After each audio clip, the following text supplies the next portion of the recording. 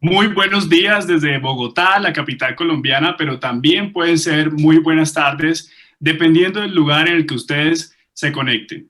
Yo soy Isaac Morales y les doy la bienvenida a todas las personas que se conectan al tercer día del segundo Congreso de la Red Latinoamericana de Seguridad Incluyente y Sostenible. Desafíos de la seguridad en tiempos de crisis múltiples. Un evento organizado por la Fundación Friedrich Ebert en alianza con Foreign Affairs Latinoamérica, El Espectador y Es Global. En este momento estamos transmitiendo a través de Facebook Live en las cuentas de FESCOL y en la de nuestros aliados. A quienes se conectan en la sala de Zoom, quiero recordarles que contamos con la opción de traducción simultánea a inglés y portugués. Deben activarla en el botón que se encuentra en la barra inferior de opciones como el logo de interpretación. También quisiera recordarles que pueden hacernos llegar sus preguntas o comentarios al chat aquí en Zoom o en la caja de comentarios en Facebook, en cualquier momento del panel. También pueden participar del evento a través del hashtag Segundo Congreso FES Seguridad. Ahora, para darnos un saludo de bienvenida, quisiera darle la palabra a Catalina Niño, coordinadora del proyecto de seguridad regional de la FES. Catalina, muy buenos días. Buenos días, Isaac, y buenos días a todos y a todas las personas que nos acompañan hoy en este panel, en nuestro tercer día ya del segundo congreso de la Red de Seguridad Incluyente y Sostenible de la Fundación Ebert. Quiero darles un saludo muy especial en nombre de la directora del proyecto, Cristina Virque, que lamentablemente hoy no nos puede acompañar, a nuestros panelistas que amablemente aceptaron acompañarnos hoy: Paulo Ramos de Brasil, la diputada Marta Tagle de México, la profesora Lucía Damert de Chile y la profesora Verónica Subillaga de Venezuela, y al moderador, una persona que además nos ha apoyado muchísimo en el desarrollo de este proyecto, Mariano Aguirre. Los 2 días iniciales de este congreso han sido realmente muy interesantes y muy estimulantes y nos han mostrado muchos de los retos, grandes retos que en materia de seguridad tiene la región, y también nos ha mostrado cómo esos retos van más allá del problema de la seguridad y tienen aristas que tocan asuntos no solamente relacionados con la coyuntura de la pandemia, sino también con la situación política y con la calidad y digamos, también con la salud de nuestras democracias. Y en esa línea creo que el panel de ahora y el de esta tarde también van a ser muy interesantes también en ver también cómo esas otras aristas de los problemas de seguridad nos afectan la vida cotidiana de los ciudadanos de la región. Sin más, deseo que la discusión de este panel sea muy interesante y muy estimulante para todos, y bienvenidos de nuevo. Muchas gracias. Muy bien, muchas gracias, Catalina. Y así es, en estos 2 primeros días de nuestro congreso hemos escuchado a 20 de nuestros invitados e invitadas, quienes han realizado análisis, reflexiones muy valiosas sobre el tema que nos convoca, la seguridad. El día de ayer, con 2 nutridos paneles, nos centramos en el rol de los cuerpos de seguridad en varios países de la región y cómo algunos gobiernos, pretendiendo dar respuestas a varios riesgos a la seguridad, han iniciado un proceso de militarización de las mismas. Si desean revivir estos paneles, los de ayer y los de antes de ayer, los encontrarán en la página de Facebook de FESCOL. Quisiera hacer un paréntesis para recordarles nuevamente a las personas que llegan a nuestra sala de Zoom que pueden activar el módulo de interpretación para tener la traducción simultánea a inglés o portugués, dependiendo del idioma que quieran escuchar. Cumpliendo con nuestra programación, a esta hora damos inicio a la primera sesión del tercer día del Congreso de la Red Latinoamericana de Seguridad Incluyente y Sostenible, con el panel número 4, Situación Política, Violencia e Inseguridad en la Región. Un panel que cuenta con invitados de muy alto nivel y será moderado por Mariano Aguirre. Mariano Aguirre es analista de política internacional, especialmente en cuestiones de Oriente Medio y América Latina, y política exterior de los Estados Unidos. Es miembro de la Red Latinoamericana de Seguridad Incluyente y Sostenible de la Fundación Friedrich Ebert. Miembro asociado del Chatham House, además es asesor del Instituto de Derechos Humanos de la Universidad de Deusto en Bilbao, España, y miembro de la Transnational Institute en Ámsterdam. Fue asesor senior de la Oficina del Coordinador Residente de la ONU en Colombia entre 2017 y 2019 y director del Centro Noruego para la Resolución de Conflictos entre 2009 y 2016. Además, fue Program Officer de la Fundación Ford. Es autor y coautor de diversos libros. Mariano, muy buenos días y tiene usted la palabra. Buenos días, muchas gracias. Gracias Isaac, gracias Catalina, gracias al equipo técnico que está detrás y a los intérpretes traductores. Efectivamente, luego de los primeros 2 días del Congreso, hoy nos vamos a referir a un tema muy amplio y que yo diría que incluye muchas de las cuestiones, directa o indirectamente, que se han tratado en los días anteriores y que seguramente seguirán hasta el final del Congreso. Al hablar de situación política, violencia e inseguridad, vamos a intentar en este debate vincular una serie de cuestiones. Por un lado, la situación política, que en Latinoamérica podríamos decir en líneas generales está marcada por la presencia de democracias mayoritariamente y a su vez democracias con muchos problemas institucionales o democracias con muchas debilidades. Es una región también, en la segunda parte del nombre de este debate, de violencia, en la cual podríamos hablar no de violencia, sino de diferentes tipos de violencias, desde violencias, por ejemplo, de las organizaciones criminales, las violencias muchas veces por parte del Estado, o las violencias a otros niveles no menos graves, como puede ser la violencia doméstica y el gravísimo problema que incluso ha llegado a tener un nombre propio en América Latina y el Caribe, Centroamérica, México, que es el del feminicidio, o sea, la violencia ejercida directamente contra las mujeres por ser mujeres. También es diría yo, muy importante o interesante en el tema del tercer concepto con que se ha definido esta sesión, el concepto de inseguridad, que podríamos decir que es un concepto que a la vez es inmensamente objetivo, en el sentido de que la gente puede sentirse segura o insegura ante cuestiones muy concretas, y también tiene un punto de subjetividad según en dónde se encuentren las personas, los grupos sociales, los grupos familiares, los grupos políticos. O sea, en una misma ciudad uno puede sentirse muy seguro en una parte de la ciudad e inmensamente inseguro en otra. Pero también esto varía según quién es uno, podríamos decir. Y esto lo vemos cada vez más porque es un fenómeno profundamente vinculado a la inseguridad. Es un fenómeno profundamente vinculado a la desigualdad en la región. Para hablar algunos de estos temas, 1 hora y 15 minutos, digamos, nunca serán suficientes, pero podemos llegar a tocar y a por lo menos a identificar cuestiones. Tenemos aquí, como antes se dijo, a una serie de invitadas y de invitados muy importantes y con gran conocimiento de este tema, como son Verónica Zubillaga de la Universidad Simón Bolívar de Venezuela, como es Lucía Damer de la Universidad también en Santiago de Chile, Marta Tagle, diputada de la Cámara de Diputados de México, y Pablo Ramos del Centro Brasileño de Análisis y Planeamiento. Por una cuestión de tiempo no me detengo en los excelentes currículums y biografías de cada uno de las personas, pero lo tienen todo en el programa y en la página web del Congreso. Quiero también decir que se excusa, estaba invitada, pero por un tema de cuestiones políticas y reuniones de último momento se ha excusado la representante en la Cámara de Representantes colombiana, María José Pizarro.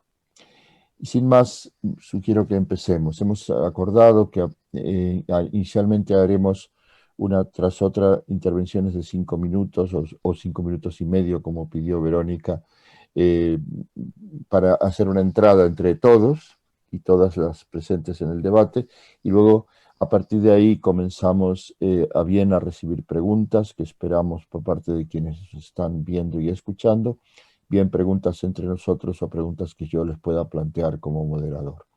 Dicho esto, doy la palabra entonces a Verónica Zubillaga para comenzar esta sesión. Muchas gracias. Bueno, muchísimas gracias por la invitación a FES, por participar en este congreso donde hay queridos colegas y presentaciones tan interesantes. Yo preparé mi reflexión a partir de las preguntas que nos envió Mariano y para eso preparé primero unas láminas que quería compartir con ustedes. Quería compartir con ustedes. Sí, listo. Perdón. ¿Cómo hago? Bueno. Listo.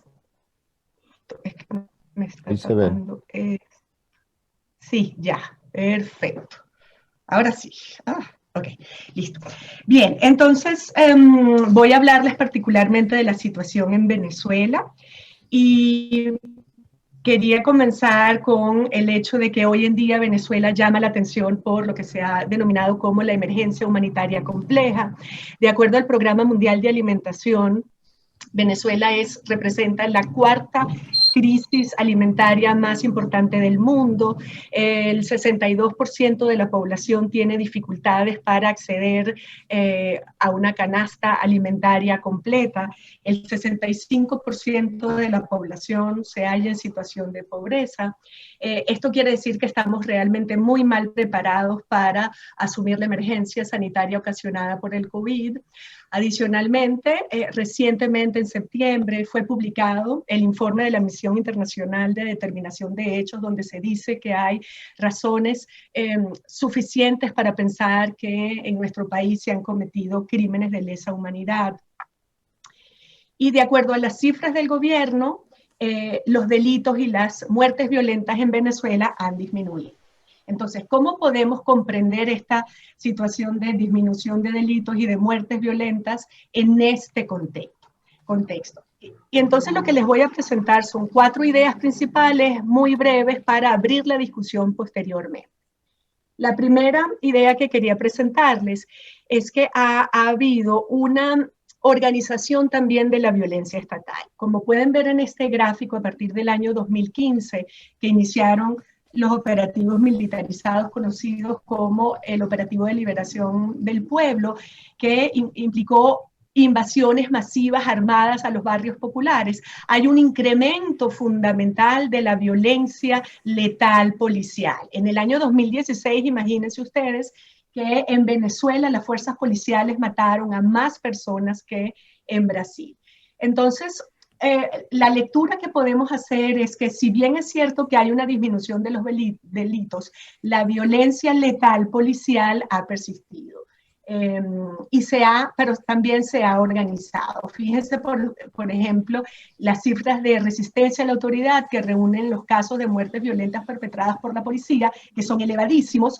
Para el año 2016, luego de iniciados los operativos de liberación del pueblo, las fuerzas policiales fueron responsables del 25% de las muertes en nuestro país. En el año 2019, si bien las muertes disminuyeron, la proporción de muertes ocasionadas por las fuerzas policiales se incrementó. Hoy en día, la mayor parte de las muertes violentas en nuestro país son perpetradas por las fuerzas policiales. Esa es una tendencia importante. La otra tendencia que quería compartir con ustedes es que a partir del año 2015, donde hay esta masiva y declaración de guerra por parte de las fuerzas policiales a las bandas criminales, hay una alianza del mundo criminal para enfrentar esta guerra. Y hay una mutación de bandas de jóvenes armadas en los barrios para constituir una gran alianza de estas bandas en todo lo que es la zona central sur de Caracas, y hoy se cuentan una gran alianza de bandas que constituyen al menos 300 hombres. Tienen durante la guerra que hubo entre el año 2015 y 2017, que hubo un pacto entre las bandas criminales y representantes gubernamentales, hubo incluso enfrentamientos con granadas. Entonces, ha habido una mutación y reorganización del mundo criminal. Hay claras jerarquías, distribución clara de funciones, y en este sentido se ha reorganizado la violencia criminal. Hay una disminución de la violencia interpersonal. Por otro lado, la segunda idea que quiero compartir es que ha habido además una asociación de agentes gubernamentales y colaboración de agentes gubernamentales con las bandas criminales. Y esto se hizo muy notable en el año 2017, que fue un año donde hubo muchas protestas y hubo claramente un pacto, cosa que no es secreta, salió publicada hasta en diarios. Entonces hay una asociación para garantizar la gobernabilidad y el orden en estas zonas. Y por último, aquí podemos ver en efecto cómo la guerra expresada en personas fallecidas por causas de granadas en Caracas y La Cota, a partir del año 2017 hay una disminución importantísima. Y por último, la última idea que quería compartir con ustedes para ser discutida más adelante es que hay un notable control por parte de la población en las zonas, en los territorios donde gobiernan estas bandas criminales. Los testimonios de la población con las que hemos conversado es que las bandas criminales son las que están vigilando y haciendo cumplir la cuarentena, tienen sistemas de comunicación muy eficaces con audios en WhatsApp, tienen además altavoces, le disparan a personas que no tienen guardabocas, entonces hay una importante gobernanza en amplias zonas de Caracas por estas bandas. Y lo voy a dejar hasta allí. Gracias. Muchísimas gracias, Verónica, por la excelente síntesis de muy importante y dramática información y a la vez por hacerlo en el tiempo preciso. Mil gracias. Quiero dar la palabra ahora a Marta Tagle, quien recuerdo que es diputada de la Cámara de Diputados de México. Marta, adelante. Muchas gracias, Mariano Aguirre, por la presentación y, por supuesto, a la Fundación Fred Gerber en Colombia y a todos a quienes han hecho posible este congreso por la invitación a participar en esta mesa y, por supuesto, compartir esta misma pues con especialistas de la región como son Verónica Zubillaga, Lucía Dambert, Paulo Ramos, que hoy estamos en esta mañana conectados. Bueno, quisiera irme en estricto sentido de lo que nos han planteado para esta mesa. Hablar un poco de la situación política que vivimos en México, de la violencia y, en último lugar, de la inseguridad. Creo que es muy conocido por la región que en México estamos cumpliendo 2 años de la llegada de un gobierno a México con mucha legitimidad, como ha sido el de Andrés Manuel López Obrador, quien buscó la presidencia de la República por 18 años y que llegó con mucha legitimidad por ser uno de los presidentes más votados.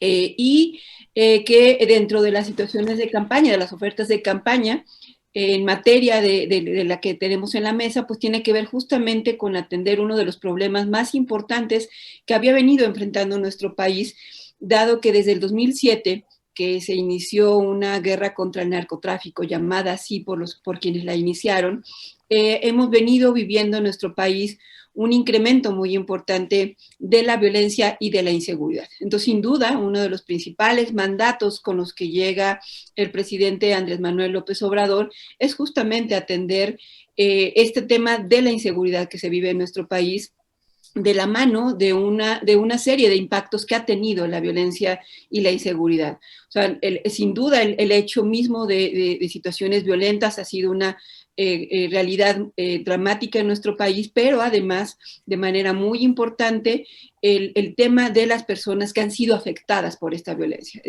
los daños colaterales que ha tenido esta violencia. O sea, los datos de violencia, de muertes, de homicidios, de enfrentamientos entre la delincuencia organizada son importantes, pero me parece que de manera muy importante también tenemos que hablar de las personas afectadas por la violencia directamente.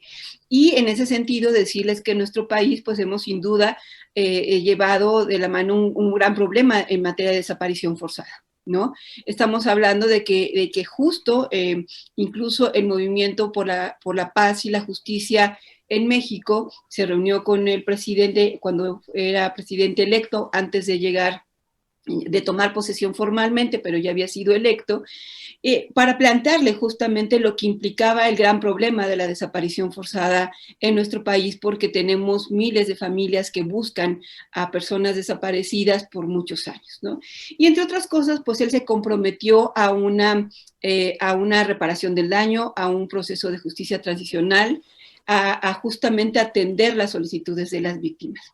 Sin embargo, también en este proceso de transición me parece que él tomó una definición diferente, y la percepción que tenemos en México es que la definición que tomó durante su periodo de transición antes de entrar en posesión tiene que ver con que le pusieron de frente que las instituciones mexicanas en materia de seguridad estaban realmente corrompidas. Y entonces definió hacer un cambio de su posición de campaña para para continuar con un proceso que hemos vivido desde el 2007 de militarización de la seguridad pública. Un proceso en el cual pues, envió una reforma al Congreso, una reforma constitucional para crear la Guardia Nacional, que no es otra cosa que una fuerza más, un brazo más armado de las Fuerzas Armadas en México, aunque formalmente no haya quedado definido así, pero los hechos indican que es un órgano total y absolutamente militarizado. Y entonces, además, hemos visto a lo largo de estos 2 años de administración una profundización de la militarización en México, donde no solamente les ha dado tareas de seguridad pública a través de la Guardia Nacional, sino que incluso de manera directa al Ejército, además en el control de puertos y aduanas en nuestro país, y de muchas otras actividades de seguridad que no solamente tienen que ver con seguridad nacional, como deberían ser las funciones del Ejército, sino que además les ha encargado prácticamente cualquier actividad extraordinaria que sea necesaria.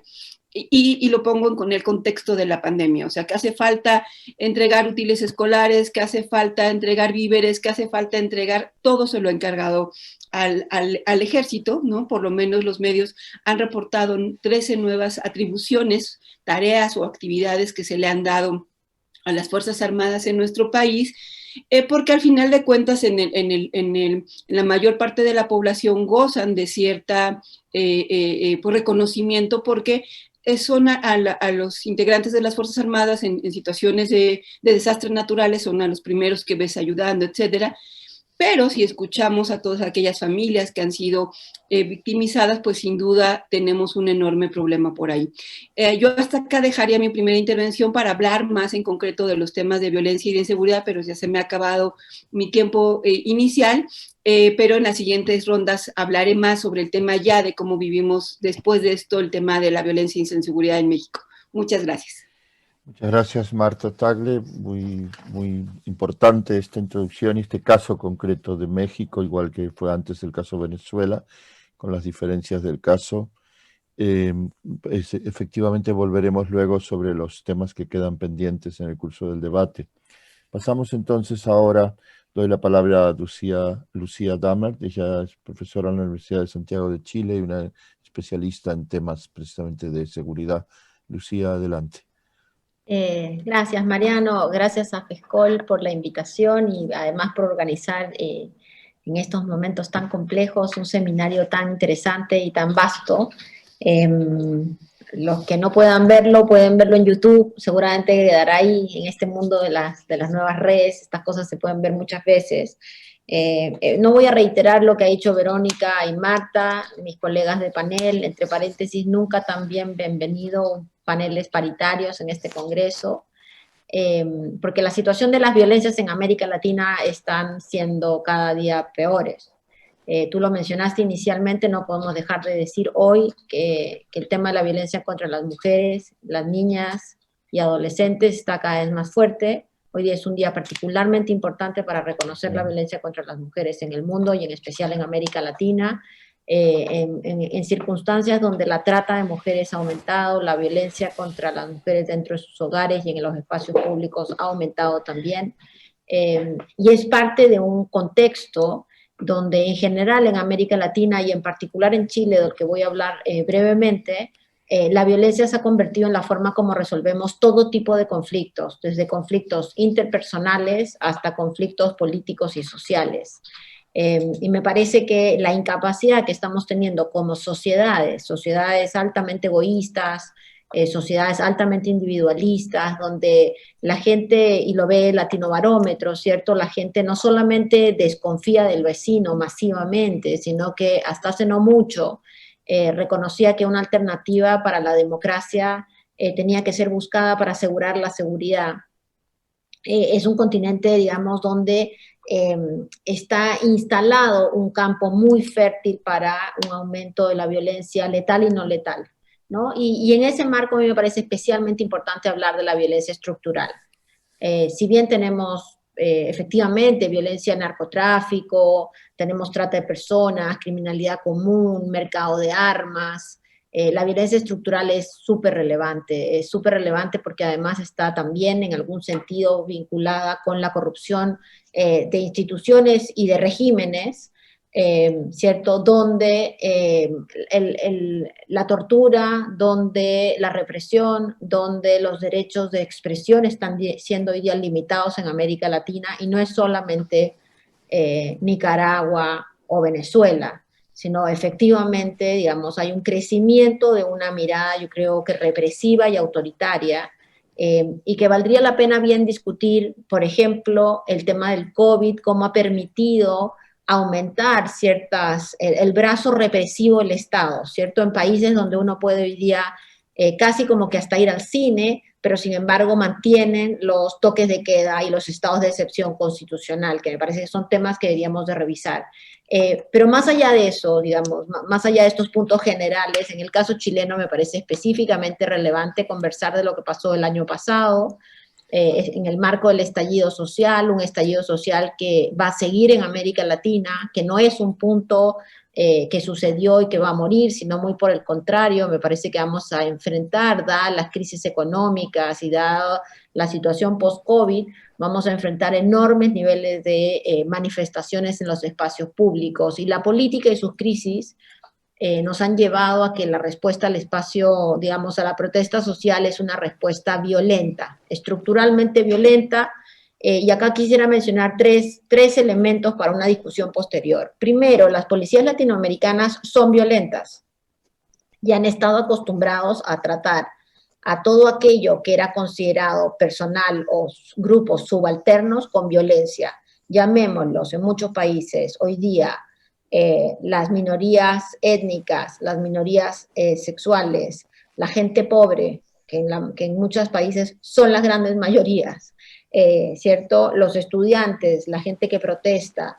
La realidad latinoamericana es que en los últimos 15 años evidentemente hemos fortalecido las democracias delegativas, pero muchas veces la protesta social o la manifestación social ha sido respondida por gobiernos de izquierda y no de izquierda, es decir, de derecha, con un uso excesivo de la fuerza por parte de las policías, y creo que lo que pasó en Chile el año pasado, entre octubre y diciembre, es una demostración de eso, ¿cierto? Una demostración de una respuesta policial muy violenta, una respuesta policial que venía siendo violenta, pero en los márgenes de la sociedad, esos márgenes que no queremos ver, y que se mostraron con mucha crudeza en el centro de Santiago, y que tiene hoy día más de 5.000 denuncias de violaciones de derechos humanos, tiene efectivamente algunos policías detenidos por tortura, y donde visibilizamos prácticas que se han vuelto normalizadas. Y eso me parece que es un tema para discutir.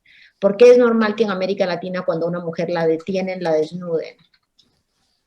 Eso es algo que vimos en Perú también ahora en las manifestaciones de hace 2 semanas atrás. Si no hablamos de violencia estructural con ese caso específico, ¿de qué estamos hablando?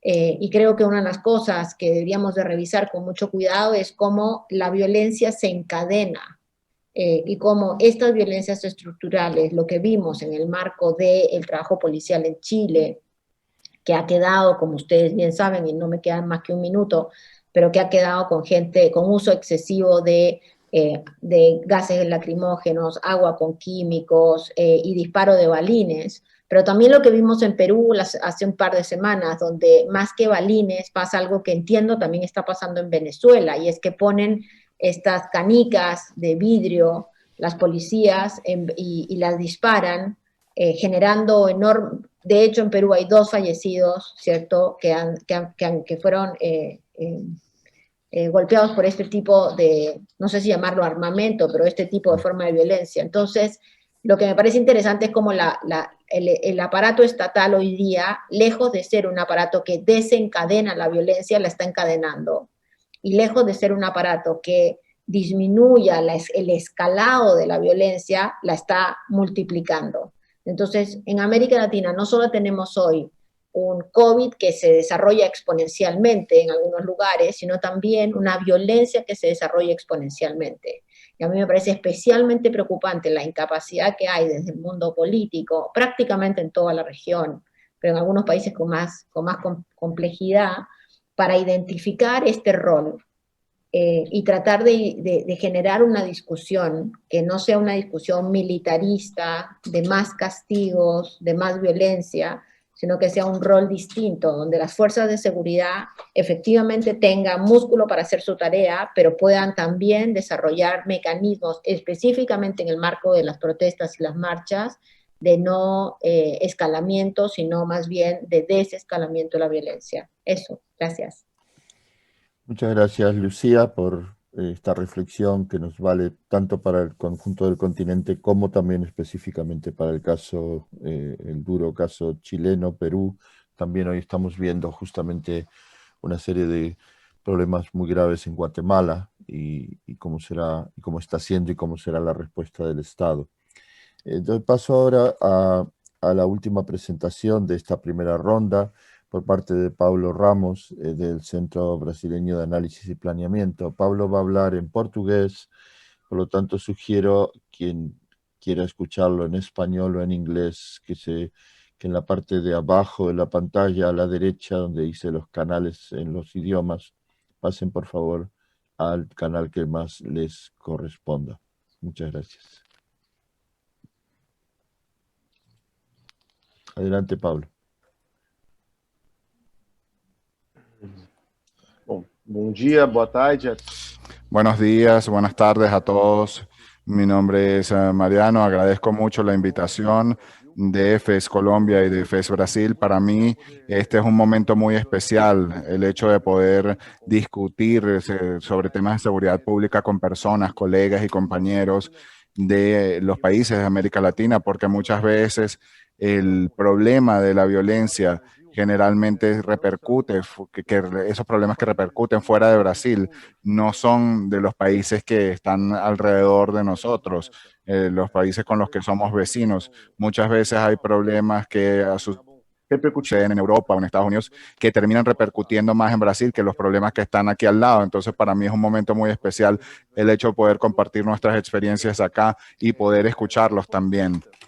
Desde nuestro punto de vista, la experiencia que nosotros hemos enfrentado con respecto al COVID y la seguridad pública, yo creo que esto ha demostrado los contornos más nítidos de problemas que ya venían arrastrándose y que ya venían de otros temas del pasado. Es decir, se volvieron más evidentes esos problemas que ya aquí eran estructurales.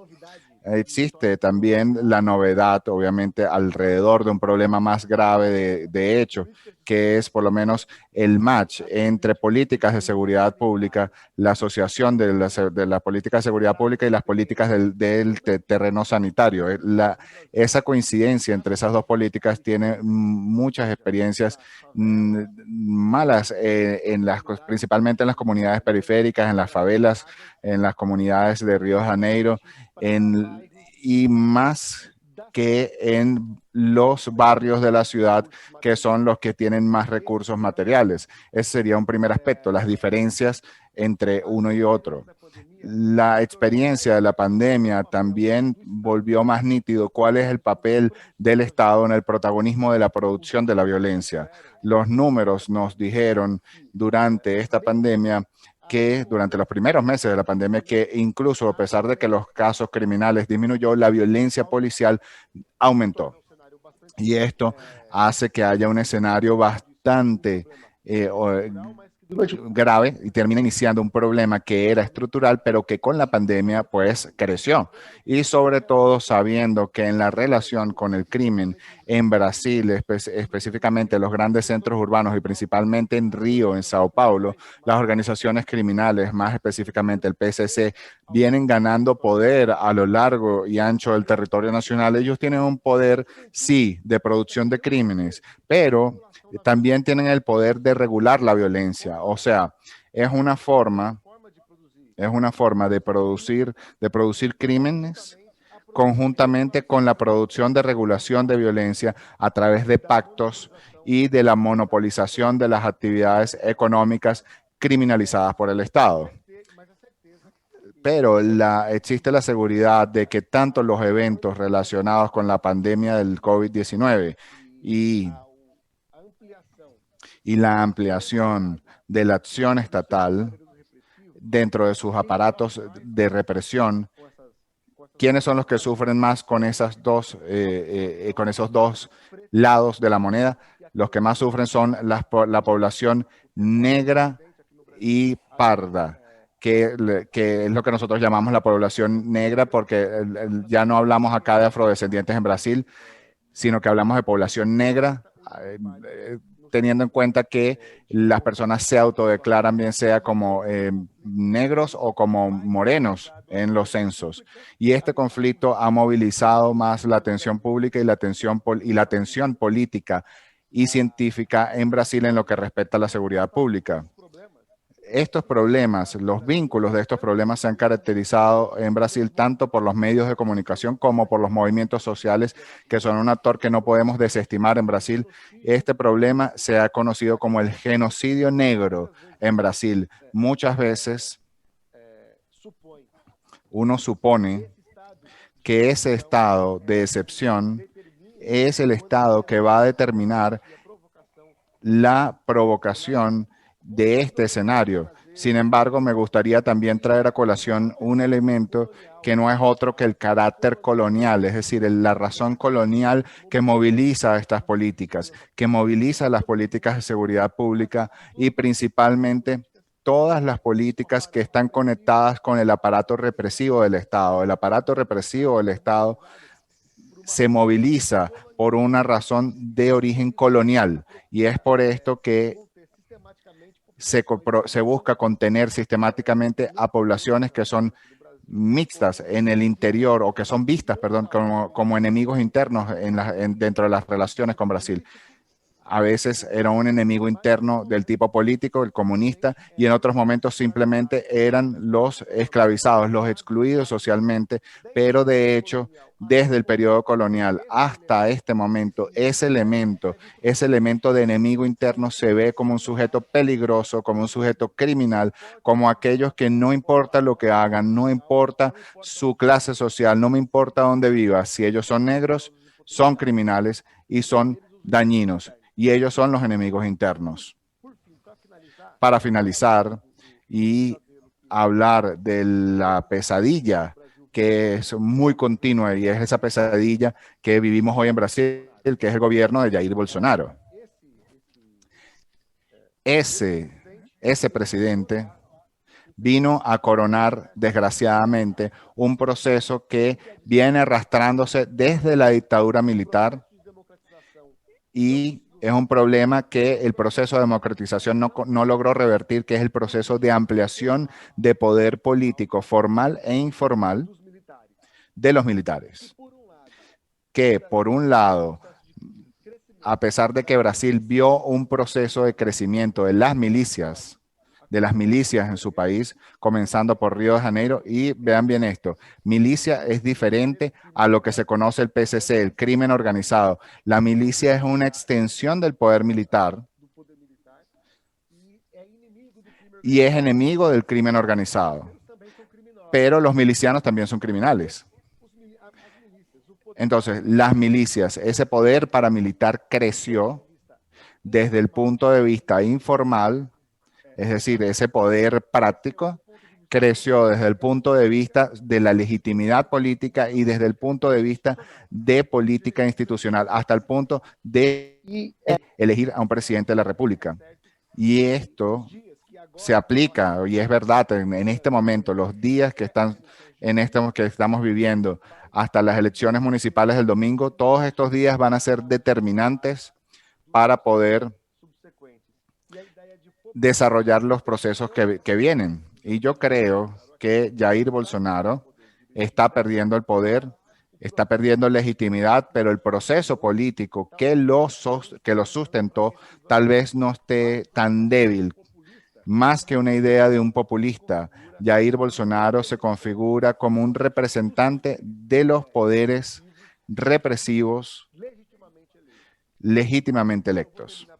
Entonces voy a dejarlos por ahora porque creo que ya mi tiempo se agotó un poco, pero de nuevo pues les agradezco la oportunidad de participar en este diálogo.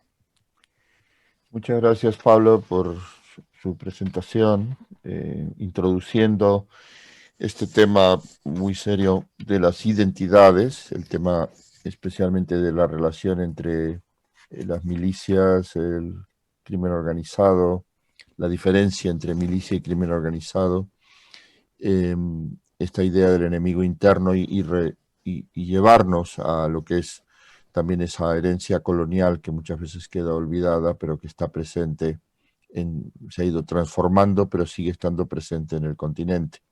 También gracias por haber respondido a una de las preguntas que habíamos planteado inicialmente, que era sobre el llamado populismo y qué podía pasar con los gobiernos, y nos ha dado una primera respuesta en el caso de Bolsonaro.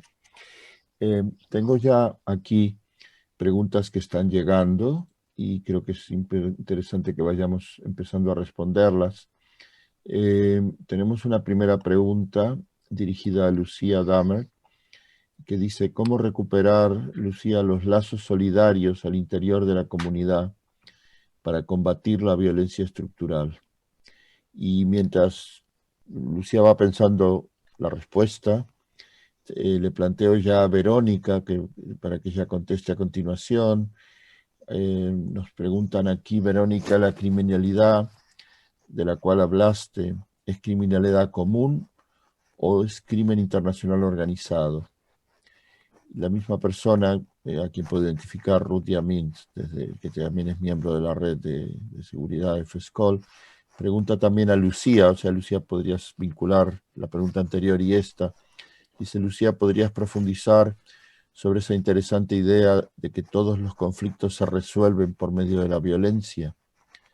Y luego plantea también Ruth Yamin a todos los panelistas si hay una nueva raíz de la violencia, si es diferente de la violencia que teníamos en el continente 20 años atrás. O sea que, Lucía, tienes dos preguntas para empezar, luego pasamos a Verónica y podemos tener comentarios también de Pablo y de Marta sobre esa interesante pregunta de la raíz de la violencia en el continente. Lucía, tienes la palabra. Pido que las respuestas sean lo más concisas posibles para... Sí. Así van entrando otras preguntas entre tanto. No, encantada, encantada.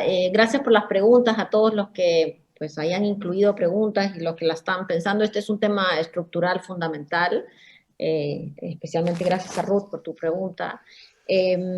A ver, yo soy de las que cree que estamos en un punto de encrucijada en la forma como nuestras sociedades se han desarrollado.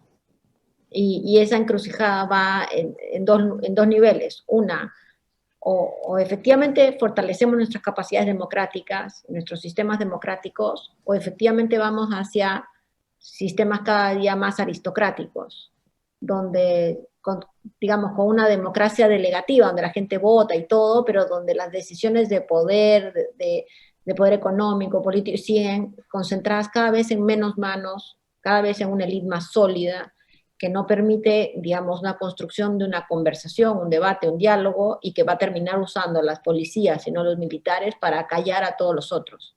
Y creo que esa encrucijada pasa por la pregunta que me hacían de la necesidad de reconfigurar nuestras vinculaciones sociales. Y esto lleva, es una discusión mucho más grande, que no la puedo como resumir en muy poco, pero nos lleva a discutir las bases mismas de la forma como nos estamos relacionando. La competencia, el individualismo, la violencia son partes fundamentales que han destruido las relaciones sociales. Entender al ciudadano como un cliente no es una cosa solamente de la empresa privada, es una cosa del Estado. El Estado entiende al ciudadano como un cliente. Entonces uno deja de jugar un rol ciudadano en esta relación, ¿cierto? Y pasa a instalarse en otro nivel. Y creo que la construcción de lazos sociales para enfrentar la violencia estructural requiere entonces una resignificación de lo que significa la utilización del espacio público como espacio de conversación, como espacio de unificación. Y eso también está súper abandonado, tanto para la gente en los niveles socioeconómicos más pobres como para la gente en los niveles socioeconómicos más altos. Siendo los más altos los que más han abandonado los espacios públicos, están todos encerrados en sus casas y en algunos países, digamos, con búnkers y no abren la puerta a nadie, y en otros países sin búnker, pero tampoco abren la puerta a nadie y desconocen lo que pasa y cada vez más metidos, digamos, en un mundo de mucha teoría conspirativa y de mucha situación que limita el lazo social.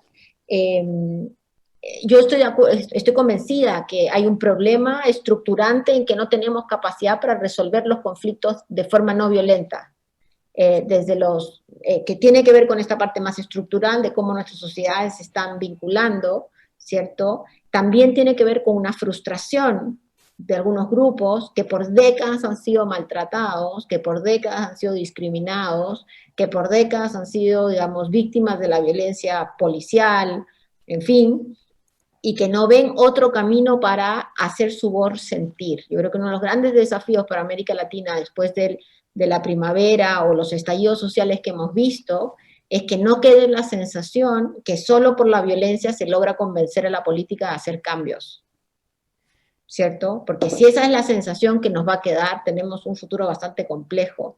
Lo mismo pasa a nivel de los colegios, donde las denuncias de violencia de profesores contra alumnos, alumnos contra profesoras, padres de familia contra profesores, padres de familia contra alumnos, es total, ¿cierto? Lo mismo pasa en diferentes espacios que antes eran de socialización y de relación y que hoy día son de una profunda construcción, digamos, de diferencia. La raíz de la violencia yo creo que sigue siendo la misma. Todavía somos un continente racista y clasista que discrimina. Todavía somos un continente machista, que en la buena onda y en las cosas públicas hablamos de nosotras y nosotros, etcétera, pero que en la vida cotidiana, en el COVID se ha demostrado que las mujeres nos hemos llevado la mayor carga laboral, nos hemos llevado la mayor carga doméstica, nos hemos llevado el cuidado de toda la familia y encima hemos perdido más trabajo. Entonces, esas fracturas, yo creo que son las que generan, digamos, las que constituyen las raíces y permiten la consolidación de estas situaciones de violencia. Eso, gracias. Muchas gracias por estos interesantes apuntes, Verónica. Sí. Bien, bueno, con respecto a la pregunta sobre la criminalidad, diría dos cosas. Una, que ha habido una mutación en la violencia urbana de pequeñas bandas que se confrontaban armadamente entre sí a una violencia más organizada, enfocada en crímenes que implican altos niveles de organización como robos masivos de vehículos, secuestro. Y en este sentido, cuando hablamos de secuestro, hay vínculos también con grupos que se hallan en la frontera entre Venezuela con Colombia, es decir, que hay una mayor sofisticación del crimen y hay una expansión de las redes criminales. Y por otro lado, hay una expansión de la violencia en el país. Tradicionalmente la violencia en los años 90 en Venezuela era una violencia urbana, concentrada en las grandes ciudades, y hoy en día es una violencia que se hace, si se quiere, expandir a zonas donde tradicionalmente no había violencia, como los sectores rurales o claramente en la zona de frontera. La zona de frontera hoy en día, en la zona de frontera con Colombia, hay claramente una pluralidad de actores armados como, bueno, bandas criminales, por supuesto, pero grupos colombianos como los urabeños, los rastrojos, también están las disidencias de la FARC. Entonces sí hay una nueva configuración de actores armados violentos, y en esa zona, para comparar, mientras, por ejemplo, en Caracas, que ha sido la zona tradicionalmente más violenta, los crímenes se incrementaron un 30% en estos últimos 20 años, en la zona de frontera se ha incrementado un 300%. Entonces, definitivamente la violencia en nuestro país se ha expandido y se ha también ruralizado. Y con respecto a la pregunta sobre esta nueva raíz de la violencia, yo diría que el tema del Estado como actor privilegiado es fundamental para pensar la violencia hoy en día. Paulo viene de describir una situación donde claramente él es el Estado el autor de matanzas sistemáticas, Lucía y Marta también. Es decir, yo creo que un componente común en nuestros países es este profundo autoritarismo del Estado y esta expansión de la militarización de la seguridad ciudadana, donde, como decía Paulo también, se considera a los propios ciudadanos, a la propia población como enemigos internos. Los niveles de matanza en Venezuela son impresionantes, como les decía. El informe de la Misión de Determinación de Hechos declaró que hay razones suficientes para pensar que en Venezuela se han cometido crímenes de lesa humanidad, y en nuestros trabajos hemos comenzado a utilizar categorías como la sugestiva, la muy sugerente del filósofo camerunés Achille Mbembe, donde habla de necropolítica. Es decir, esta política sistemática de no solo ya de punitivista y no solo de encarcelamiento masivo, sino que hay un paso más hacia la matanza sistemática. En un trabajo con Rebecca Hanson proponemos precisamente esta tesis de que hay una mutación de un punitivismo carcelario a una matanza sistemática por parte de las fuerzas estatales. Gracias. Muchas gracias, Verónica. Antes de dar la palabra a Marta y Pablo, para también responder, si es posible, a esta pregunta que se hacía sobre si hay una nueva raíz de la violencia, quería subrayar o que no se nos pasara, creo que es un punto de inmensa importancia lo que se habló aquí sobre la relación entre crimen y regulación, que lo mencionó Paulo, antes había sido mencionado de otra manera también por Verónica, y de una forma u otra hay una coincidencia con las diferencias que haya de país a país, en el cual, por un lado, está la paradoja del Estado en América Latina, como decíamos al principio, de unos estados débiles, incluso países como Colombia, donde el Estado no llega, no está presente en parte del territorio, o en países en un arco tan diferente como puede ser Brasil y El Salvador, o Brasil y Guatemala, donde parte de las ciudades no están controladas, digamos, por el Estado. Sin embargo, al mismo tiempo hay esa relación con la regulación que parece hacer el Estado, o sea que es un Estado débil y un Estado fuerte al mismo tiempo, y que se hace fuerte en esas élites que explicaba antes Lucía. Digo solo este apunte porque creo que es muy interesante, que no es un tema de hay Estado o no hay Estado, sino qué tipo de Estado es el que hay en los diferentes países, pero que es un tema común y transversal a la región.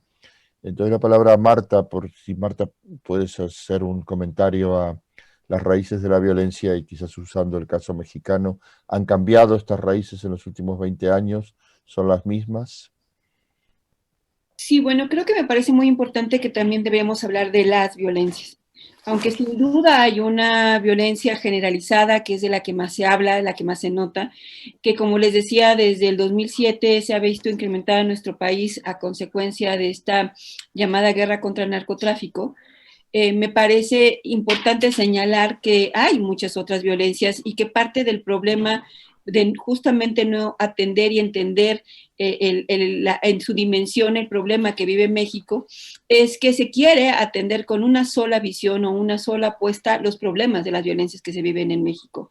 De manera muy particular, hoy que es el día 25 de noviembre, Día Internacional contra la Violencia hacia las Mujeres, sin duda tenemos que señalar el enorme problema que viven las mujeres con las violencias que no son atendidas, y que por supuesto con esta visión militarista de la seguridad simple y sencillamente no se está atendiendo las violencias. Entonces, sin duda creo que es bien importante señalar que hay múltiples violencias y que cada una incluso requiere una atención particular. Por ejemplo, a pesar de que ciertos números han venido a la baja muy ligeramente en estos meses en cuanto a robo, a traducente y cuestiones de este tipo, e incluso por cuestiones muy relacionadas con la pandemia, con la emergencia sanitaria. Lo cierto es que no estamos fortaleciendo las estructuras locales, las policías. Incluso en este presupuesto que acabamos de aprobar en nuestro país para el 2021, estamos incluso eliminando justo los recursos que van a atender el tema municipal a través de un programa que se llama Fortasec. Entonces, necesitaríamos fortalecer las capacidades institucionales de los niveles más locales para poder atender diferentes tipos de violencia y no lo estamos haciendo.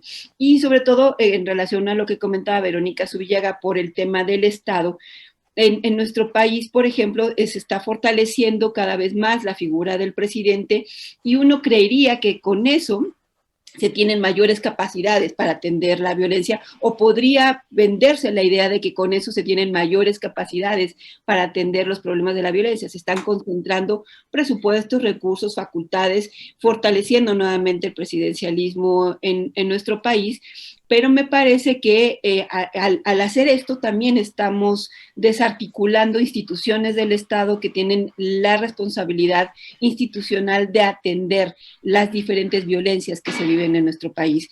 Y ese es un tema que hay que poner ahí. O sea, tenemos la construcción en la región de presidentes fuertes, con facultades importantes, o por lo menos es el caso de México, donde además se están concentrando y centralizando presupuestos, recursos y facultades frente a un fenómeno de las violencias que están atendidos desde una sola visión, en este caso una visión militarista que no atiende los problemas de la violencia que se vive en el día a día. Si tuviera que hablar, y con eso quiero concluir antes de que termine mi tiempo, de cuáles son la raíz, sin duda la raíz de las violencias siguen siendo lo mismo, como también decía Lucia Dambert. O sea, uno de los temas importantísimos en nuestro país que sigue estando en la raíz de las violencias son las desigualdades y la exclusión de las personas.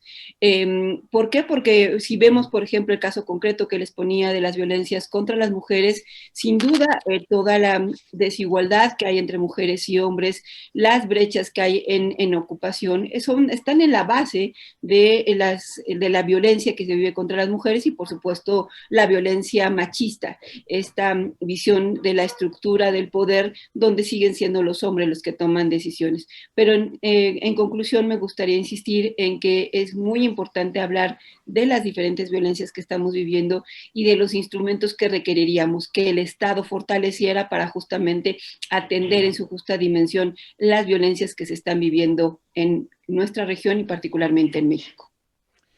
Muchas gracias, Lucía. Pablo, antes de darte la palabra, hay varias. Primero también nos interesa si puedes responder a ese tema sobre si ha cambiado la raíz de la violencia, por ejemplo, en Brasil en los últimos 20 años. Pero tenemos aquí, y quiero agradecer que tenemos un público muy activo que manda muchas preguntas. Hay una pregunta para Pablo sobre si puedes explicar algo más sobre el tema que antes yo subrayé también porque me pareció muy sugerente de la regulación de la violencia. La persona que pregunta, Carolina Sampó, dice: entiendo que el PCC puede elegir utilizar la violencia en casos concretos así donde es hegemónico, pero no parece ser el caso de los territorios que aún están en disputa como el norte y el nordeste de Brasil. ¿Qué es lo que pasa ahí? Es muy específica la pregunta, tengo que pedir también ser muy sintético para poder responderla. Y hay otra pregunta para Pablo que dice: Bolsonaro tiene buenos indicios de aceptación en las encuestas de percepción ciudadana. ¿Crees que tiene opciones de ser reelegido en 2021?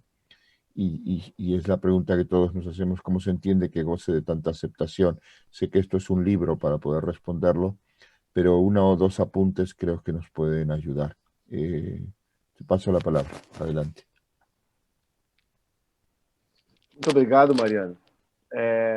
Muchas gracias, Mariano.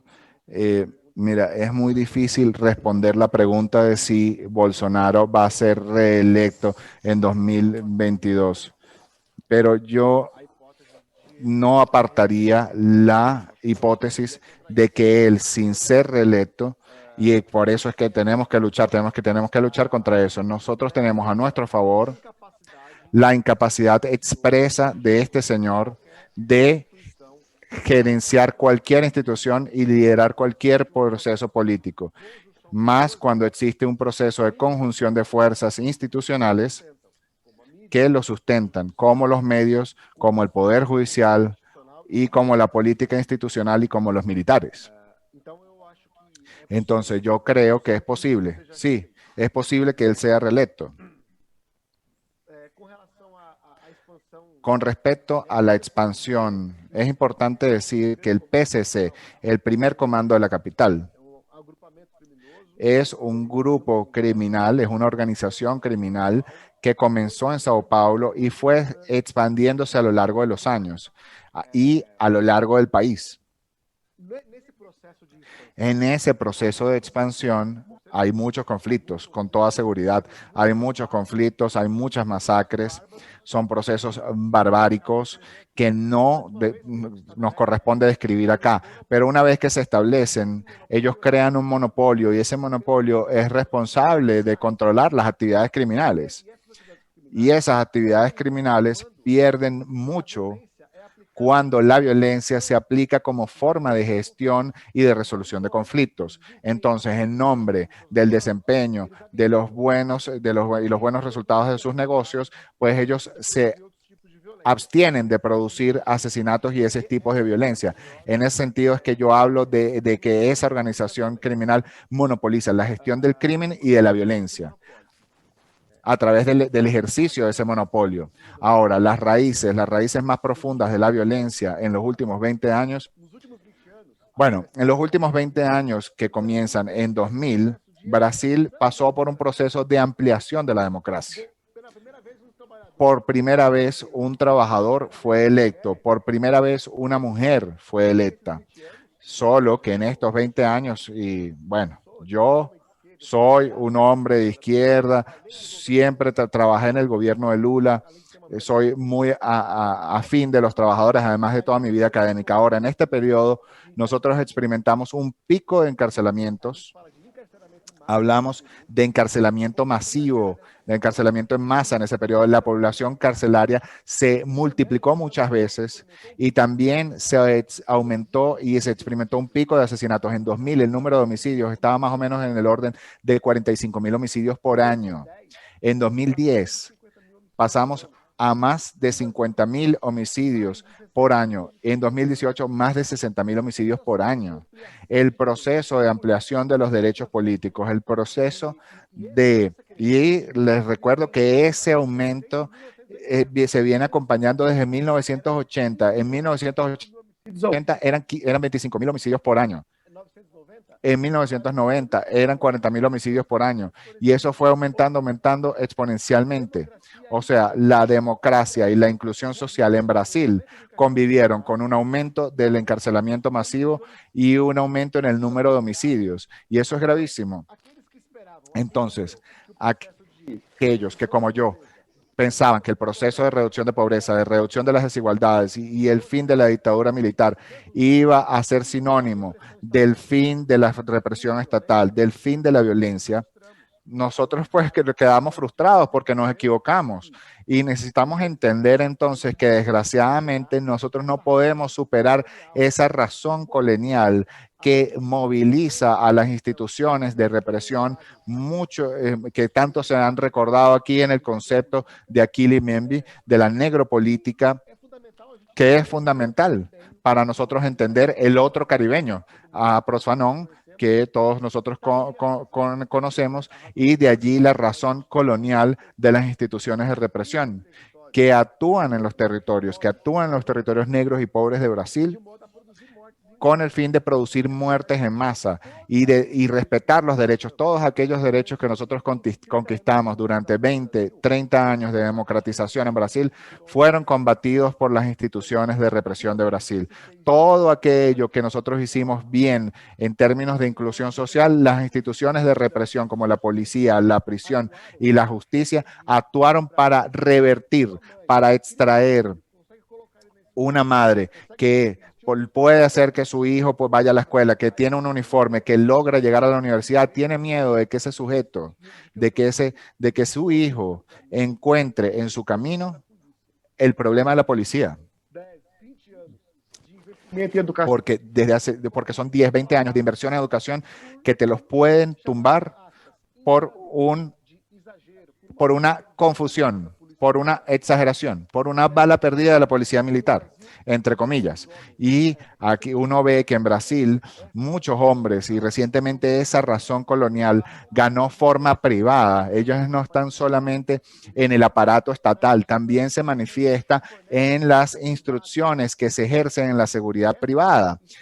Esas instituciones de seguridad privada se apropian de la doctrina militar y de los recursos humanos de las policías militares aquí en Brasil, y van incluso hasta las grandes redes de supermercados, suministran seguridad a los bancos, a las instituciones bancarias, y con la misma lógica, con la misma inteligencia y bajo esa misma doctrina de exclusión y producción, exclusión, represión y producción de muertes.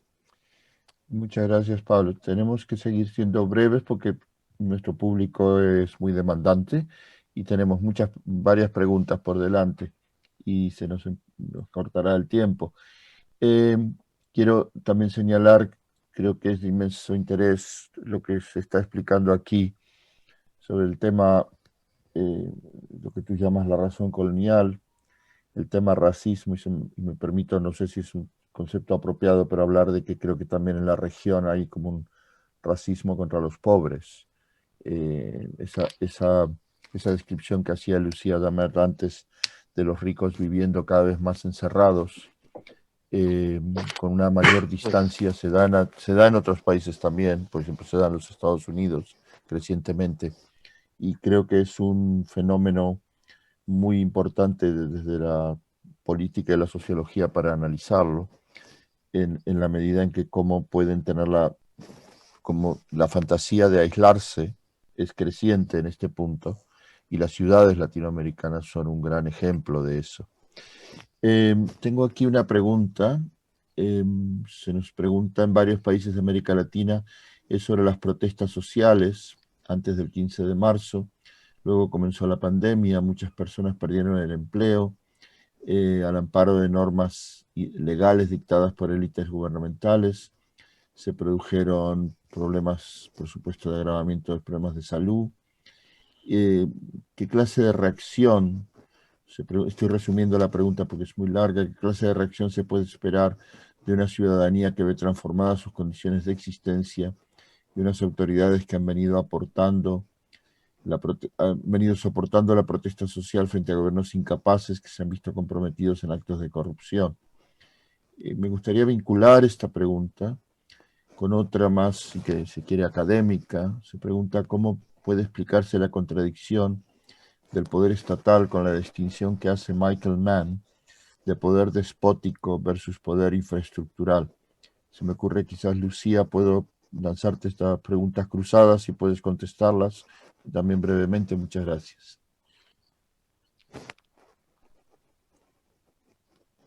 ¿Quieres que parta yo o parte alguien más del equipo?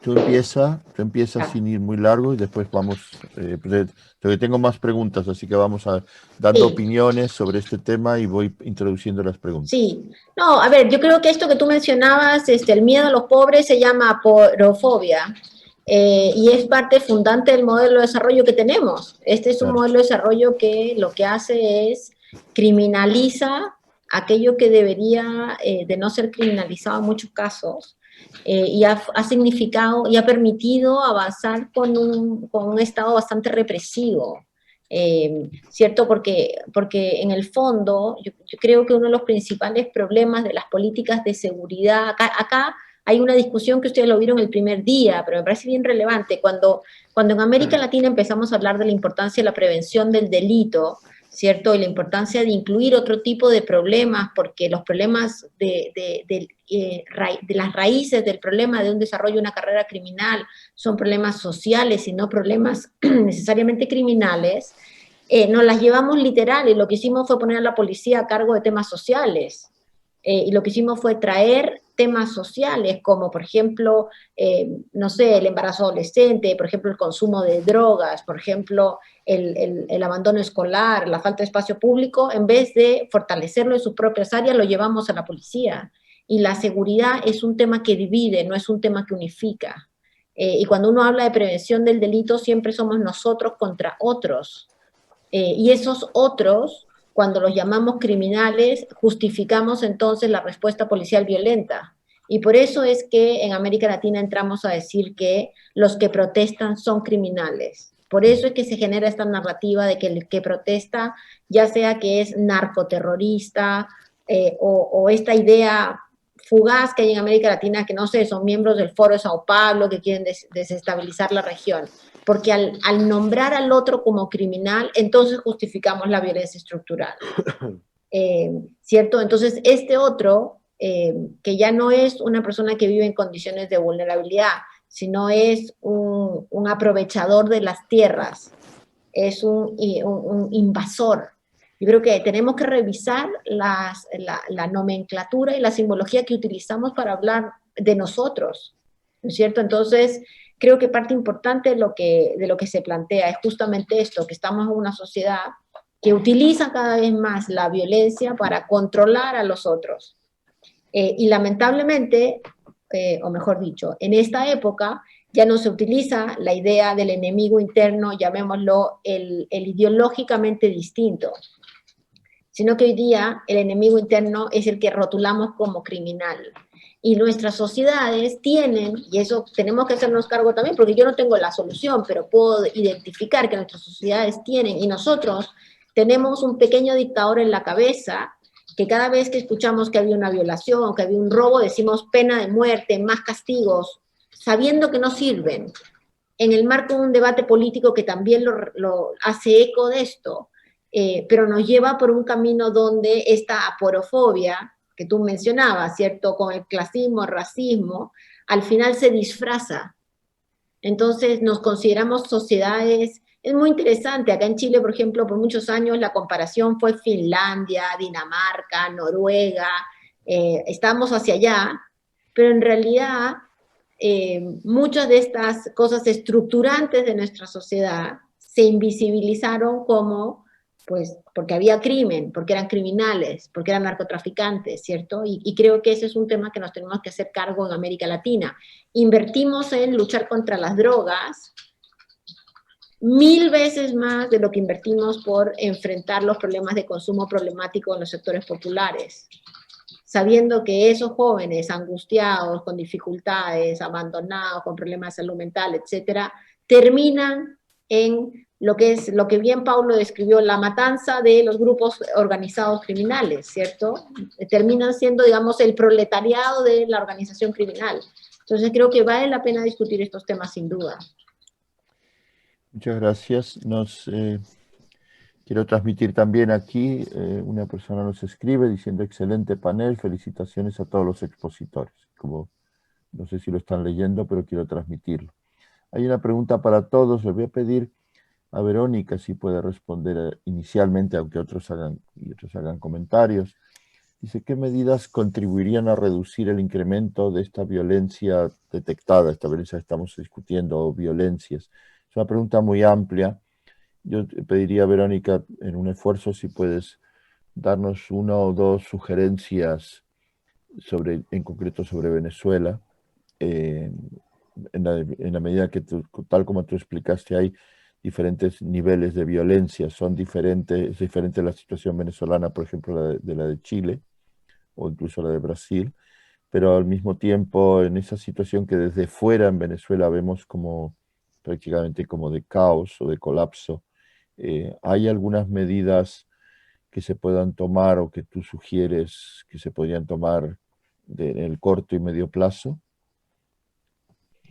Sí, bueno, la situación en Venezuela es extremadamente complicada y no se ve cercana una transición. Lo que vemos más bien es un afianzamiento del grupo en el poder. Entonces, pensar soluciones a corto y mediano plazo no es fácil. Grupos académicos y activistas de la sociedad civil, lo que venimos recientemente comenzando a conversar es sobre la necesidad de comenzar a pensar y a impulsar, a prepararnos para pensar procesos de justicia transicional. Es decir, un proceso sistemático que sabemos todos por los hermanos colombianos, incluso lo que estaba comentando Marta en México, que son procesos muy complejos. Pero sin duda que es necesario en Venezuela iniciar un proceso sistemático de búsqueda de la verdad, de reparación de víctimas y sin duda de reforma de las instituciones de la seguridad. Hay experiencias latinoamericanas, y eso lo quería preguntarle a Paulo también qué pensaba. Hay experiencias latinoamericanas que nos han parecido muy sugerentes, como en Pernambuco, en Brasil, lo que se llamó el Pacto por la Vida, que implica precisamente una convocatoria de los diversos sectores sociales como académicos, no solamente un asunto policial, empresariado, es decir, como un gran pacto del rescate del valor sagrado de la vida, pero también implicó, por supuesto, una importante profesionalización de la policía, una profesionalización del monitoreo y georreferenciación de delitos, de esta manera para priorizar la investigación criminal en los delitos más graves, más violentos, incluyendo alguna tolerancia con los delitos menos graves, como quizás el microtráfico de drogas. Pero lo que quiero decir es que en América Latina no estamos condenados a la violencia. Hay experiencias de países con tradiciones autoritarias, con también desigualdades que nos pueden mostrar caminos para esta transformación.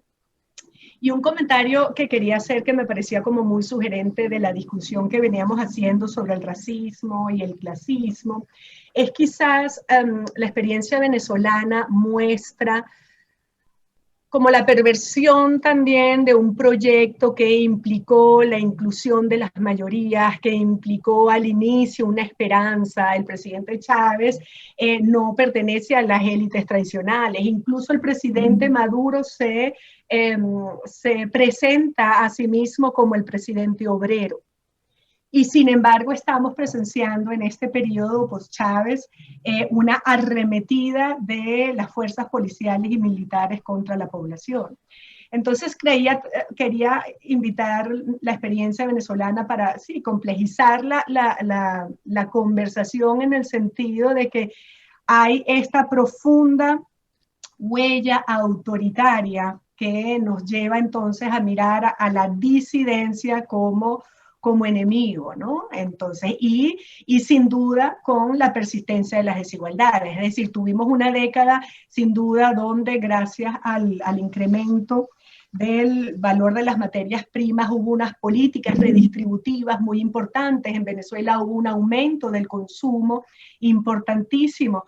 Pero, digamos, a partir de hace unos 5 años, con la crisis y el colapso de los precios petroleros y el colapso de la industria petrolera en Venezuela, pasamos de ser un país que donaba a países latinoamericanos a ser un país con una emergencia humanitaria compleja. Entonces, todo esto para decir que sí, que tenemos que pensar como estas improntas autoritarias en nuestros países y esta perversión de un proyecto que buscó implicar a las mayorías excluidas y a los sectores pardos, negros en nuestro país. Muchas gracias. Tengo yo una pregunta que quería introducir.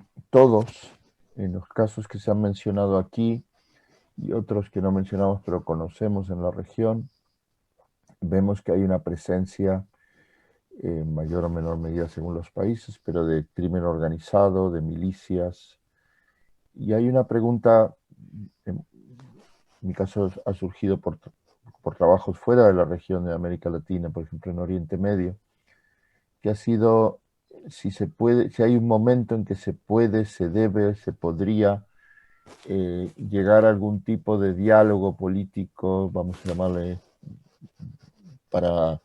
diálogo para tratar de parar la violencia y poder iniciar procesos incluso de negociación con las organizaciones criminales y con las milicias. Quiero decir, hay un debate ético, que es que con esta gente no se debería hablar. Hay un debate que surge del septiembre 11 del 2001, que es con el terrorismo se le combate, no se habla. Incluso no hay que ni siquiera hablar con ellos porque esto está penalizado, por ejemplo, por Estados Unidos internacionalmente. Pero al mismo tiempo hay, por ejemplo, un sector que es el sector humanitario, que dice es necesario hablar con quien sea necesario para tener acceso, por ejemplo, a las víctimas que están sufriendo crisis humanitarias. Me gustaría, sin apartarnos de este debate, pero creo que son unos actores que si nosotros los que estamos en este debate entiendo que estamos diciendo que solo con medidas militares o policiales no se soluciona el problema, me pregunto si se abre o no una perspectiva de que se puede dialogar en caso de que quisieran con estos sectores. Por ejemplo, Marta Tagle, ¿qué piensas tú de esto? Sí, Mariano, bueno, pues me hiciste recordar lo que el presidente López Obrador ha dicho aquí en México, ¿no? Una política de abrazos, no balazos. Ha sido lo que él comentó con respecto a la delincuencia organizada en nuestro país. Y aunque si bien nunca se ha hablado formalmente de un diálogo con la delincuencia organizada, pues seguramente ustedes vieron que él ha tenido contacto, por ejemplo, con la mamá del Chapo, ¿no? O sea, ha mantenido una dinámica en ese sentido. Y sin embargo, no vemos un asunto de que disminuya la violencia. Yo creo, como decía Verónica, que el tema de la disminución de la violencia es un asunto muy complejo, en el que no necesariamente, o incluso habría que entrar al debate si sirve o no el diálogo, porque al final de cuentas, cuando hablamos de organizaciones delincuenciales, al final de cuentas tienen intereses económicos muy poderosos. Y no sé si efectivamente el tema del diálogo les venga a resolver el problema. O sea, ¿por qué se matan entre ellos? ¿Por qué ejercen esa violencia? No es porque simple y sencillamente quieran matar al otro, es que porque están en juego intereses económicos, rutas, mercados al final de cuentas, ¿no? Entonces, yo no sería partidario o no estaría en la idea de que el diálogo con ellos pueda resolver el tema. Y además, incluso retomando algo que también comentaba Eduardo Larco en el chat del Zoom que tenemos, en el sentido de que además necesitamos revisar el tema de cara a cómo efectivamente reconstruimos el tema del tejido social, porque la seguridad no solamente es ausencia de violencia. O sea, necesitamos como estados construir una serie de andamiajes que garanticen la seguridad de las personas. Sin duda, un elemento fundamental tiene que ver con detener, disminuir la situación de la violencia, pero por eso he insistido mucho que las violencias que vivimos en nuestras regiones no son solamente un tipo de violencia. La más visible, de la que más hablamos, es la violencia que se genera con las organizaciones delincuenciales, particularmente de las drogas, pero hay otras violencias que requieren reconstruir tejidos sociales que, aunque llevan más tiempo, me parece que los estados no le están apostando a ello. Por lo menos en nuestro país no estamos viendo de manera muy concreta que se invierta en la construcción y fortalecimiento de las capacidades institucionales que nos ayuden a atender los diferentes tipos de violencias. Quiero regresar al tema de la violencia contra las mujeres porque es un ejemplo muy particular. O sea, las violencias contra las mujeres requeriríamos tener toda una serie de andamiajes que las leyes y las políticas públicas están diseñadas para eso, pero que en lugar de fortalecerlas hemos venido desmantelándolos. En medio de la emergencia sanitaria se incrementó de manera muy importante las llamadas de emergencia de auxilio e incluso las denuncias, a pesar de estar en una situación de confinamiento, con las instituciones de procuración de justicia cerradas o trabajando en menos tiempos, y a pesar de eso hubo incrementos de las denuncias, hubo un incremento muy importante de los abusos sexuales, ¿no? Y entonces, en lugar de fortalecer una estructura que atienda, que genere capacidades de seguridad y que aleje agresores y que proteja a las víctimas, simple y sencillamente se dejó de hablar del tema, se dejó de invertir en los programas y presupuestos que van dirigidos a eso y dejamos de atenderlo. Entonces yo creo que sin duda necesitamos revisar qué es lo que sucede con la violencia a gran escala Me parece por lo menos que en el caso de México esta actitud del presidente de no confrontarse abiertamente con la delincuencia organizada no ha ayudado a disminuir la violencia.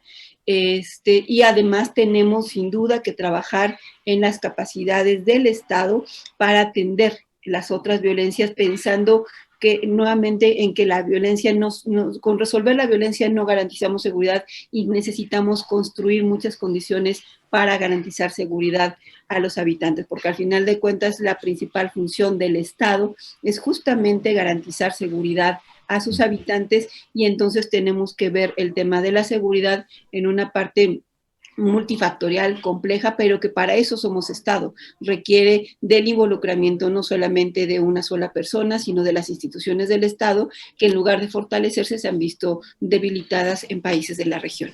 Gracias. Estamos cerca del final, con lo cual voy a dar un minuto, por favor, a Lucía, a Pablo, a Verónica, y luego vuelvo a Isaac, que se va a despedir. Y no, o sea, él daría casi a elegir si quiere contestar mi pregunta o hacer una reflexión final. Por favor, en un minuto empezamos por Lucía. Sí, no, solo quisiera decir que hemos pasado hace mucho ya de la idea imaginaria del Estado y la criminalidad en una situación de confrontación. Y hoy día estamos en algunos países en una situación de colaboración directa, y en otros países una situación de acomodación, acomodamiento. Y eso es lo que marca la dificultad que tenemos en muchos casos para luchar contra la criminalidad organizada. Cuando separamos estas dos esferas y lo que hacemos es generar un espacio gris, donde no solo la corrupción, pero un espacio gris de colaboración entre los grupos armados diversos, desde la criminalidad organizada, digamos, de los grupos armados con dominio territorial y el Estado, es donde entramos en otro nivel y donde efectivamente ni las conversaciones, ni la lucha contra la droga van a poder terminar con eso, porque hay otros intereses. Eso nomás. Gracias. Gracias a todos y todas. Muchísimas gracias, Lucía. Verónica, un minuto, por favor, de una frase final. Bueno, creo que hay lugar para pensar procesos de diálogo. Quizás me parece interesante cómo pensar la arquitectura del proceso de justicia transicional en Colombia con la FARC y traer ese modelo quizás para pensar los grupos de crimen organizado. Ahora, para poder negociar tienes que tener a grupos realmente organizados, cosa que es difícil. Las experiencias de pacto en Venezuela han sido desastrosas. Cuando comenzó la experiencia de lo que se llamó las zonas de paz, que fue un proceso de supuesto diálogo, eso fortaleció las organizaciones criminales. Entonces diría que hay que ser muy cuidadoso y hay que pensarlo bien, ¿no? Muy bien, muchas gracias. Pablo, un minuto, por favor, antes de despedirnos. Agradezco mucho, Mariano. Pero, en fin, creo que la solución para la violencia estructural en el continente, en Brasil, no puede pasar por soluciones y pretender soluciones puntuales. Me gustó mucho de lo que Verónica trajo en Pernambuco. También existen otras experiencias estatal como en el estado de Minas Gerais, pero estas experiencias no lograron replicarse y institucionalizarse. Por eso yo creo que cuando no es posible hablar en reducción de violencia y desafío de la seguridad en Brasil, está muy asociada a reforma de las instituciones y no pasar por procesos de democratización. Estoy hablando de la justicia y estoy hablando de la política, de la policía y de la justicia. Esto necesita ser reformado. El pacto negativo de Brasil necesita ser actualizado. Yo creo que en el momento de superación de bolsonarismo debe ser un momento para pensar sobre esto. Y con seguridad no podemos pensar que somos rehenes de la violencia en el sector violencia, pero efectivamente la forma en que los estados nacionales fueron pensados, y en el caso de Brasil, el racismo edifica el Estado brasilero. Edifica el Estado brasileño. Nosotros no vemos la policía matando blancos por ahí como mata negros. En Brasil existe el problema que es evidentemente racial y por ser racial llega a los blancos que son pobres y entre los pobres blancos y negros pobres son parecidos, pero ellos no son iguales. Entonces, es un problema muy radicalizado en Brasil. Existen raíces muy fuertes. Muchas gracias, Pablo. Lamento que he apurado a todo el mundo a tener que terminar. Quiero agradecer, antes de pasar a Isaac, quiero agradecer a Lucía, a Pablo, a Marta, a Verónica por sus excelentes contribuciones. Quiero agradecer a todos y todas las que hicieron preguntas en el debate. Y agradecer, por supuesto, a la Fundación Frederick Ebert por habernos acogido esta tarde, esta mañana y esta tarde desde donde estoy yo. Muchas gracias a todos, a todas, y paso la palabra a Isaac para despedirnos. Muy bien, este panel nos ha dejado bastantes reflexiones y pues las situaciones de violencia varían según cada contexto nacional, pero sin duda se debe procurar en una respuesta mucho más integral de la seguridad. Muchas gracias a Mariano Aguirre, moderador de este panel, por su estricto control del tiempo, y a nuestras invitadas, Verónica Zubillaga, a Lucía Damer, a Marta Tagle y a nuestro invitado, Pablo Ramos. Participantes de el cuarto panel, Situación Política y Violencia e Inseguridad en la Región, del segundo Congreso de la Red Latinoamericana de Seguridad Incluyente y Sostenible, Desafíos de la Seguridad en Tiempos de Crisis Múltiples, organizado por la Fundación Friedrich Ebert en alianza con Foreign Affairs Latinoamérica, el diario El Espectador y Es Global. Muchas gracias a quienes estuvieron conectados en Facebook y en nuestra sala de Zoom, y pues así finalizamos la primera sesión de el tercer día del segundo Congreso de la Red Latinoamericana de Seguridad Incluyente y Sostenible.